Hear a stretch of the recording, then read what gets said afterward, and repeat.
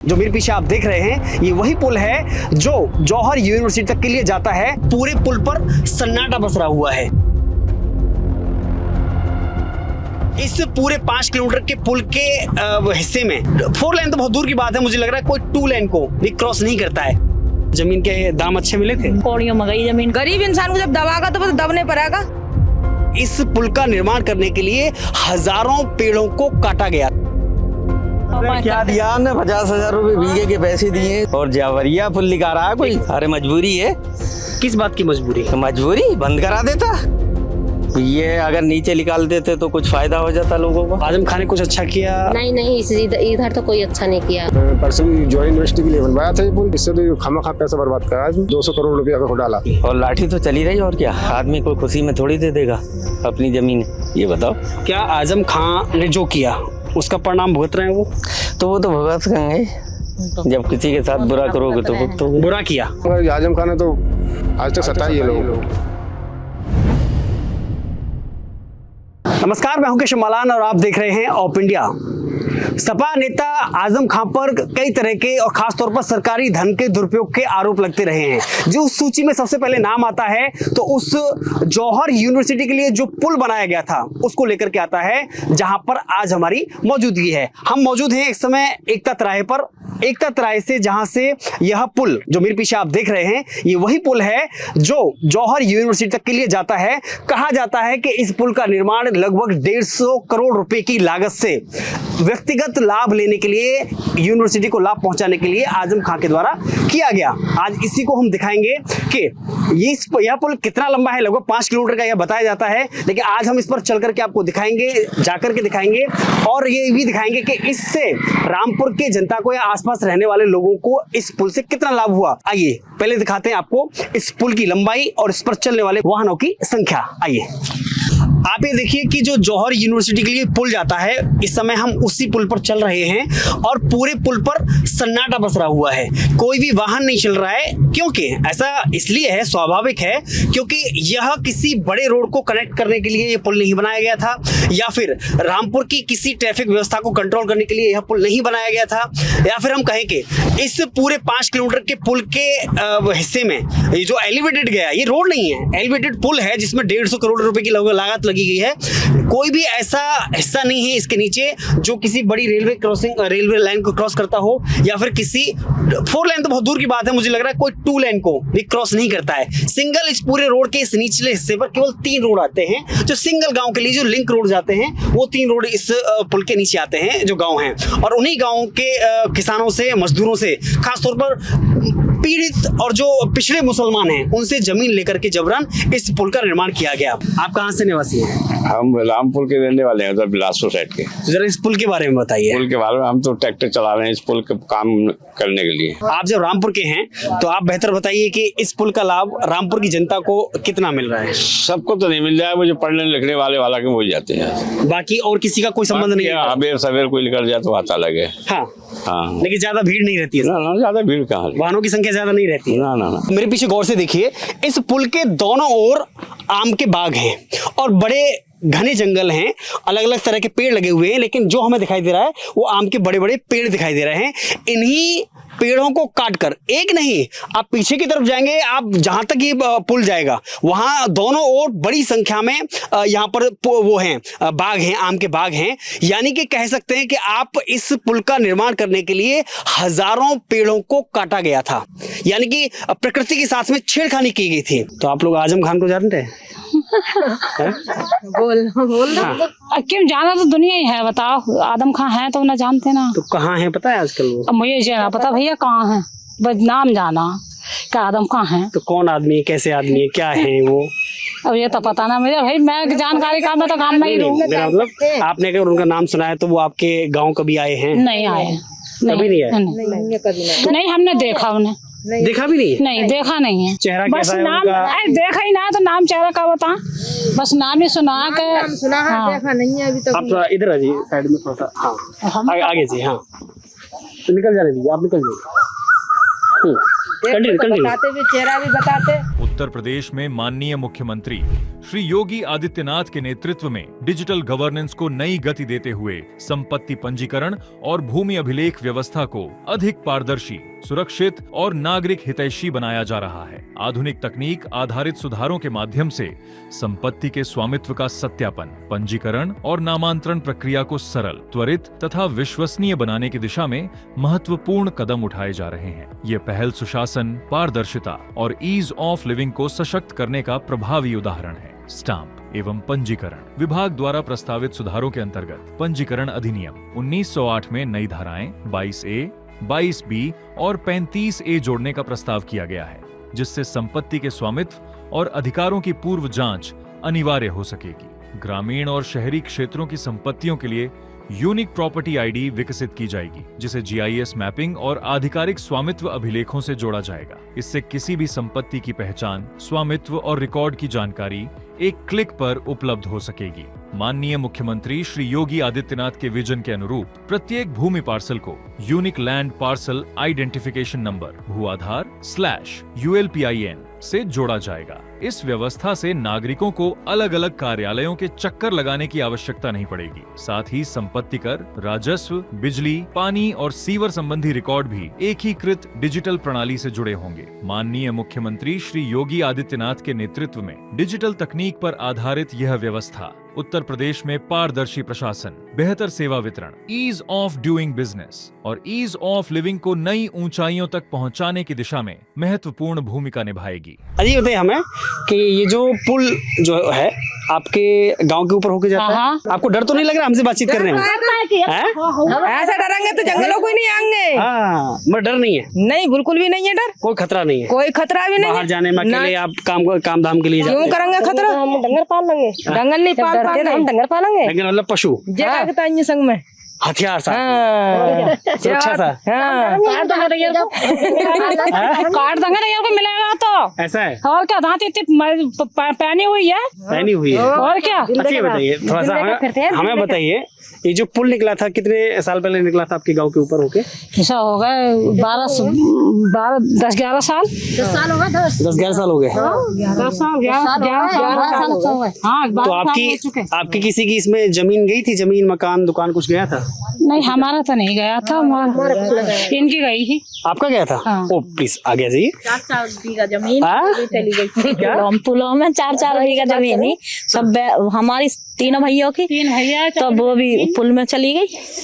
अच्छा, 4 बीघा जमीन थी वो चली गई इसी पुल में? इसमें यही है, इसी पुल में है इनका खेत है। हाँ। इसमें था। क्या नाम है आपका? हमारा कमलेश नाम है। तो अब क्या काम करते हैं? आपका कैसे जेई खेती किसानी कर रहे हैं? अरे जो जमीन थी वो सारी चली गई, अब उसके बाद में क्या करते हैं? क्या करते हैं? मेहनत मजदूरी कर रहे हैं। और जमीन है ना, आपको क्या मिला था? उस जमीन के दाम अच्छे मिले थे? दाम तो अच्छे ना मिले, कहाँ जमीनें बिक रही हैं, इतने दाम का मिले। हाँ, कितने रुपए बीघा लिया था उस समय? उस समय ऐसी दे दिखा है 1 लाख भी ना दिया। हाँ, इतने सब कह रहे हैं कौड़ियों में गई जमीन, कौड़ियों में गई। तो मैंने क्या, कौड़ियों में ले ली जमीन? कौड़ियों में ही गई। 7 लाख रुपया। आप आगे आइए, थोड़ा दूर से बात करते हैं। सही कह रही है जी, सही कह रही है हमारी। हाँ, हमारी जी सही। जो जमीन थी वो कीमती थी और कीमती नहीं थी, उसको ऐसे ही ले लिया। और वो तो ऐसी गई है सस्ते में। कोई किसी के 1 लाख की भी ना लइए, कम की लइए। तो आप अच्छा ये बताइए, किसी 70 की गई है, किसी का 80 की गई है, ऐसा गई है, समझ लो तुम।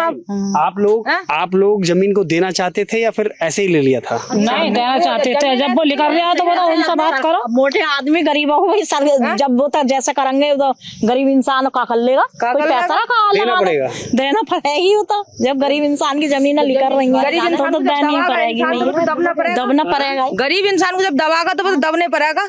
तो क्या आजम खान ने गरीबों को दबाया था? और अरे जमीन जब निकाल ली तो दबाया ये इंसान को। यहाँ कोई लिख रहा हूँ अब भैया बता, जब जमीन लिखा रही है तो दबाया ये, जैसे जमीन इनकी लिख रही है, जिस चीज लिख रही है तो उन्हें दूना पैसा देना चाहिए ना, तो चाहिए। हाँ बिल्कुल। तो दूना पैसा का मिला, वही थोड़ा पैसा देकर और जमीन ले ली, ले लिया ऐसी।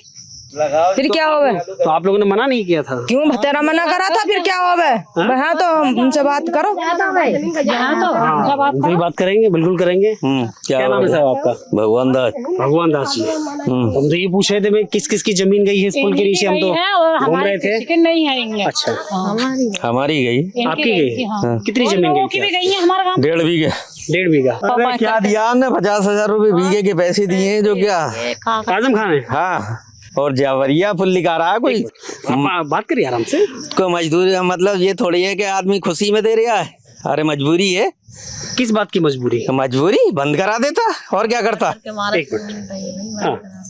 अरे बंद करा देता, कोई जमीनों में कोई पुल्ली करवा देता। ये बताओ मुझे, खुशी लग रही है। आप वो जमीन नहीं देना चाहते थे अपनी? ना, कोई ऐसा आपने मना किया था किसी को?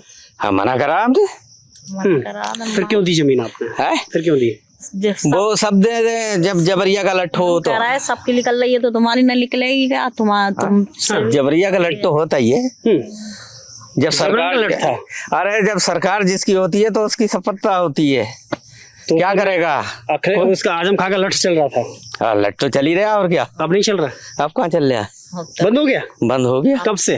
काफी दिनों से। काफी दिन हो गए तो बेचारे। अब कोई डर नहीं है आपको? है? अब कोई? अरे तो हमें जब भी क्या डर था, मगर जब और लोगों ने दे दी तो हमें भी देनी पड़ी। और पैसा भी तो ना दे। पैसा अच्छा नहीं मिला उसका? पैसा क्या मिला? 50,000 रुपए बीघे जमीन मिल जाएगी, बताओ। मैं थोड़ा सा आपसे, एक मिनट प्लीज, आपसे थोड़ा ये समझना चाहता हूँ, क्या ये जो पुल निकाला गया, ये इसका फायदा आपको या रामपुर की जनता को क्या हुआ?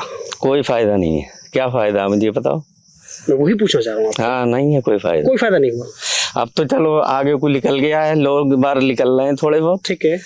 पहले तो इन्होंने अपनी ओबीसी तक है ना, यूनिवर्सिटी तक, यूनिवर्सिटी तक है। हाँ, वहीं तक है। मतलब क्या केवल यूनिवर्सिटी के लाभ के लिए, अपने लाभ के लिए आजम खान ने बनवाया था? तो अपने लाभ के ताई बनवाया और किसके लाभ? कह रहे थे हमने रामपुर के भविष्य को देखते हुए इसको क्या बनवाया? रामपुर के भविष्य को देख के आगे को रोड निकालते तो सीधा था। वो तो बाद में पड़ा है। वो बाद में पड़ा। वो तो अब पड़ा है। हमने देखा कि इसके नीचे कोई रेलवे लाइन क्रॉस नहीं होती है, ना कोई बड़ा रोड क्रॉस होता है। ना कुछ नहीं। लेकिन इसको फिर रोड भी तो निकाला जा सकता था ना, इसको एलिवेटेड बनाने की क्या जरूरत थी? ये अगर नीचे निकाल देते तो कुछ फायदा हो जाता लोगों का। हो जाता, खेतों पे जाने के लिए रास्ता बन जाता, खेतों के लिए रास्ता ही बन जाता, मकान के लिए है, मकान भी बना लेते, बेच भी लेते आदमी, या अपनी बनाते, होटल वगैरह भी कुछ बनाया। हाँ, बना सकते थे। लेकिन अब क्या बनाएंगे ऊपर? क्या आजम खां ने जो किया उसका परिणाम भुगत रहे हैं वो? तो वो तो भुगत करेंगे। जब किसी के साथ बुरा करोगे तो रामपुर की जनता के साथ में भी खिलवाड़ करके आजम खान ने अपनी तानाशाही के दम पर इस पुल का निर्माण किया, और कोई 10-20 करोड़ रुपए से नहीं, 150 करोड़ रुपए की लागत लगा करके, और वो भी ऊपर। एक रोड निकालना सामान्य बात हो सकती है यूनिवर्सिटी के लिए, लेकिन एलिवेटेड रोड बनाना केवल इसलिए कि आजम खां की गाड़ी किसी भी ट्रैफिक में ना फंसे, उसके रास्ते में कोई मोड़ ना आए, उसके रास्ते में कोई नाली ना आए, या फिर उसके रास्ते में कोई भी व्यवधान पैदा ना हो, उसकी गाड़ी को कोई क्रॉस ना कर सके। ये सत्ता की हनक है, और उसी की तानाशाही का परिणाम है ये पुल जो कि 5 किलोमीटर का यहाँ बनाया गया। अब हम इस पुल के निचले हिस्से में हैं, ये हमारे ऊपर से पुल जा रहा है, और ये वो गाँव है किशनपुर गांव है जहां पर हम मौजूद हैं, और इस गांव के किसानों की, मजदूरों की जमीन इस पुल के लिए आजम खां के द्वारा ली गई थी। लेकिन सवाल इस बात का है कि इस गांव के लोगों को इस पुल का लाभ क्या मिला और कितना मिला। कुछ लोग खड़े हैं तो इनसे ही बात कर लेते हैं। क्या नाम है आपका? दिनेश। तो आपकी जमीन गई थी इसमें? साहब हमारी नहीं गई है, मगर ये बराबर में घर आया है। बराबर में घर? जी। तो आपका इस पुल के बराबर में घर आने से कोई लाभ मिला? न कोई लाभ नहीं मिला। इस पुल के बनने से कोई लाभ मिला आपको? न कोई लाभ नहीं, कोई लाभ नहीं है इससे हमारा। अगर रोड निकलता जब लाभ मिलता हमें, दुकान नीचे रोड निकलता? जी। हाँ, जब लाभ मिलता है, लाभ कोई नहीं है इसमें नुकसान ही है। नुकसान ही हुआ है? नुकसान ही हुआ है। जब जमीन गई है तो क्या है इसमें, क्योंकि इधर से रास्ता तो बनेगा नहीं रहा कोई। नहीं, क्या नाम आया था मनोज जी? बोलिए। सुनने में आया था कि नीचे को रोड निकलेगा, मगर रोड नहीं निकला। आज तक नहीं निकला? जी नहीं, ऊपर ही निकल गया। ऊपर ही निकल गया रोड, और सीधा ऊपर चला गया जी यूनिवर्सिटी के लिए। जी। होती जब हाँ? तभी सरकार बनती तो रोड निकलते नीचे को। अच्छा। हाँ, सरकार तो चली गई। सरकार चली गई, काम खत्म। आजम खान भी जेल चले गए। जेल चले गए। तो गलत काम किए उन्होंने ऐसे? हाँ गलत तो किए हैं थोड़े बहुत किए हैं। आजम खान ने कुछ अच्छा किया? नहीं इधर तो कोई अच्छा नहीं किया। कोई अच्छा काम नहीं किया। इधर क्या क्या है हमें अभी उनकी यूनिवर्सिटी तोड़ने की तैयारी चल रही है, तो टूटनी चाहिए या नहीं टूटनी चाहिए? मुझे तो पता नहीं। हाँ आप बताइए, क्या नाम है आपका? हिम्मत सिंह। तो ये पुल जो बना, तो इससे आपको क्या लाभ हुआ? हमें क्या लाभ हुआ, हमारी तो जमीन चली गई। जमीन चली गई? हाँ जमीन है गई, तो इसका मुआवजा मिला था कुल 5 बीघे का कुल 95,000 केवल जो 10 लाख रुपए की जमीन है। ऐसे ही ले ली जमीन? नहीं रजिस्ट्री कराई थी, जबरी ने रजिस्ट्री कराई थी। जबरन? जबरी अगर नहीं कराओगे तो सरकारी हो जाएगी। अच्छा जी, आपकी सहमति नहीं थी? हमारी सहमति नहीं थी बेचने की, मगर वो कह रहे तुम्हें कराना पड़ेगी, सत्ता में सरकार थी। कानून को तहसीलदार सब घर पे चक्कर लगा रहे थे। उस टाइम पे हमारे पिताजी भी जिंदा थे, खैर एक्सपायर हो चुके हैं जी। वरना इन्होंने जबरी रजिस्ट्री कराई थी। तो आजम खान ने तानाशाही से जमीन ली? तानाशाही से ली थी। उसका मुआवजा बस 1 लाख रुपए भी का तो मुआवजा। इतना डर था आप लोगों को?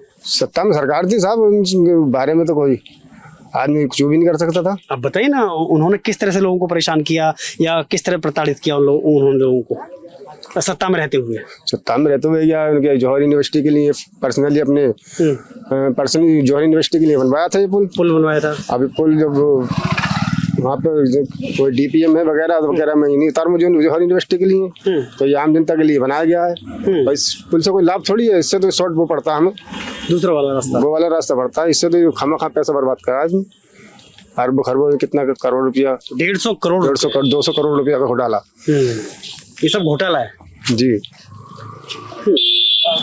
तो अभी आप देख रहे हैं कि यूनिवर्सिटी पे तोड़ने की तैयारी चल रही है? चाहिए, बिल्कुल टूटना चाहिए, क्योंकि मैं इस टाइम पे गाड़ी चलाता था, तो जो इनमें मंत्री जी इस टाइम पे आजम का सत्ता में थे, जब हमारा ऑटो पकड़ा तो हमने साहब ये ऑटो इतना जुर्माना की बोला, कुछ जौहर यूनिवर्सिटी के लिए जा रहा है, जो आजम खान से जाकर पूछो आरटी साहब ये कहते थे। क्या कहा था? जौहर यूनिवर्सिटी के लिए जाता पैसा ये हम जो जितनी गाड़ी पकड़ते थे वो आरटी साहब यादव जी थे पहले, इनकी सत्ता की सरकार में उन्होंने बहुत जुल्म करे, बहुत जुल्म किए। इस तरह के? अरे अच्छा चलते गाड़ी पकड़ ली, किसी की पकड़ ली आजम खान के इशारे पे। अरे वो थे तुम आले हसन, उन्होंने बहुत मनमानी करी थी, जेल चाह सब उसे बंद करा दिया, उसे जेल में डाल दिया। ये मतलब RTO से भी मतलब हिस्सा जाता था? अरे साहब बिल्कुल हिस्सा जाता था, कह रहा है 1 करोड़ रुपए महीने का जाता है। अच्छा 1 करोड़ इनकी जमीन बिकी हुई थी, इन्हें तो मुआवजा मिल गया। थोड़ा सा इधर आ जी। हाँ, तो आज आपको लग रहा है कि आजम खान को अपने किए की सजा मिल रही है? बिल्कुल सही हो रहा है उनके साथ, और होना भी चाहिए। होना चाहिए बिल्कुल। तो और क्या होना चाहिए आजम के साथ? अब तो जेल में है। जेल हो ना, अब जेल है, अब तो उनका जौहर यूनिवर्सिटी का टूटने का आदेश हो गया, टूटना चाहिए जी। तो क्या योगी सरकार सही काम कर रही है? योगी सरकार अपनी जगह सही कर रही है, बढ़िया काम कर रही है, बिल्कुल बढ़िया। अखिलेश यादव तो करें जुल्म कर रहे हैं वो आजम खान के साथ में या यहाँ के बच्चों के साथ में? वो आजम खान अखिलेश यादव बात अलग है, वो मगर आजम खान ने तो आज तक सताई है लोगों को, सताया लोगों जी जी। तो रामपुर के लोगों के लिए अच्छा नहीं किया उन्होंने? अब सर ये तो उन्हें पता होगा क्या है, उनके मोहल्लेदार क्या कौन से खुश है कौन नाराज है, वरना तो इन्होंने सताया ये लोगों को। आपके गांव में कभी आजम खान आए? हाँ एक बार आए हुए, एक बार आए, जो पिलर गिर गया था जब आए थे देखने के लिए, उसे मारा था DPM को। अच्छा। मंत्री जी ने सारे औजार बाजार सब छीन छान के ले गए, घर भर आ गए। ये तानाशाही थी। तो सोचिए वो सत्ता की हनक क्या थी, क्या वो दौर रहा होगा कि जब जबरन एक तहसीलदार और जो कहते हैं ना उनको कानून को जबरन आकर के और डरा करके धमका करके इस गांव के लोगों की जमीन लेकर के इस पुल का निर्माण किया गया। दिखाइए जरा एक बार इधर घुमा दीजिए, पेन कर दीजिए कैमरा, कि इस पुल का निर्माण इतना आसान तरीके से नहीं किया गया। इस पुल का निर्माण करने के लिए लोगों को सताया गया, जमीनों को हत्याया गया, कम दाम पर जमीनों को लिया गया और जबरन रजिस्ट्रियां कराई गई, उनको जेल का भय दिखाया गया, तब जाकर के यह जौहर यूनिवर्सिटी तक के लिए 150 करोड़ की लागत से पुल बनाया गया। तो आपने सुना कि कैसे जिन गांव के किसानों की जमीन गई थी इस पुल के निर्माण में, वह गांव के किसानों से किस तरह से जमीन हथियाई गई, कम पैसों से उनसे जबरन जमीनें ली गई। गांव के लोगों का तो यहाँ तक कहना है कि इस पुल से हमें भरी तकलीफ ना हो, लेकिन इस पुल की जगह, एलिवेटेड रोड की जगह अगर नीचे जमीन से रोड बनाया जाता तो शायद यहाँ के इस क्षेत्र का और इस गांव के लोगों का विकास होता। वो अपना मकान, दुकान, होटल या फिर व्यवसाय कर सकते थे। लेकिन आजम खान ने अपने व्यक्तिगत लाभ के लिए और यूनिवर्सिटी को लाभ पहुंचाने के लिए ऐसा नहीं किया। और जिस गांव में हम गए थे उस गांव की जो आबादी है, जो ज्यादा आबादी है, वो दलित समाज की है, आप कह सकते हैं कि हिंदू समाज की है। बहरहाल आपके इस मुद्दे पर क्या कहना है कि किस तरह से, जिस तरह से इस पुल का निर्माण सरकारी धन का दुरुपयोग करके व्यक्तिगत लाभ के लिए आजम खान के द्वारा बनाया गया, ऐसे न जाने कितनी योजनाएं का दुरुपयोग करके आजम खान ने अपनी सत्ता के नशे में चूर होकर के यहाँ की जनता को प्रताड़ित किया। तो वीडियो जर्नलिस्ट कपिल तोमर के साथ मैं Keshav Malan, of India, Rampur.